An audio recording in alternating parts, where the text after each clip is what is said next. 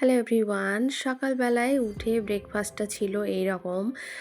চা, ডিম সেদ্ধ, তারপর মোগলাই। আসলে এইবারে এসে মায়ের হাতের মোগলাই খাওয়া হয়নি, আর মাশাআল্লাহ এত টেস্টি হয়, মানে ট্রাই না করলে বোঝাতে পারবো না যে কতটা টেস্টি হয়। আর বাড়ি আসলে পরে আয়াতের আপুর এটা ফার্স্ট ডিমান্ড থাকে, মায়ের হাতের যেই খাবারগুলো থাকে তার ভেতরে এটা ফার্স্ট থাকে যে একদিন মোগলাই বানিয়ে খাওয়াতে হবে। আর এইবার যেহেতু হয়নি, তারপর বোলপুর থেকে আসার পরের দিন এটা মা বানিয়েছিল।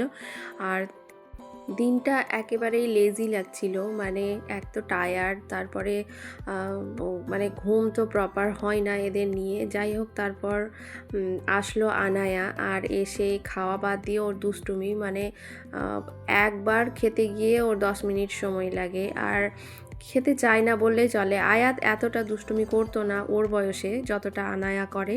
আর তারপর ক্যামেরা দেখে নিয়ে যে ওর দুষ্টুমি শুরু।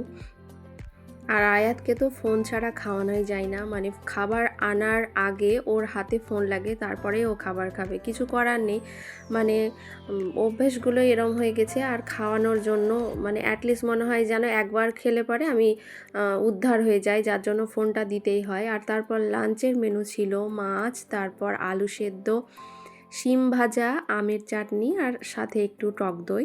আর লাঞ্চ সারার পরে উঠলাম একটু ছাদে, আর গিয়ে আজকের ওয়েদারটাও খুব সুন্দর ছিল।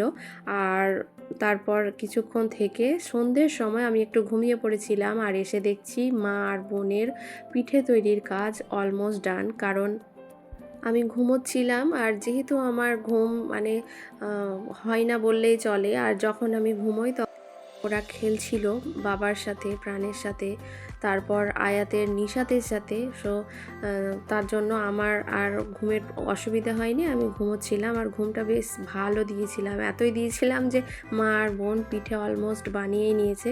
নিচে এসে দেখছি ওরা অলমোস্ট 90% করেই নিয়েছে, শুধু আমি এসে কয়েকটা পুর ভরে দিলাম। আসলে এই কাজগুলোই না এক হাতের কাজ নয়, মানে 2-3 জন থাকলে পরে তবেই বেশ ভালো হয়, তাড়াতাড়ি হয়, আর প্রচুর সময় লাগে। আর ফাইনালি আমাদের পিঠে তৈরি শেষ, আর পিঠের লুকটা এরমটা হয়েছিল মাশাআল্লাহ, আর খেতেও অসাধারণ হয়েছিল। আর আজকের মতো এতটাই, সবাই ভালো থেকো, টাটা।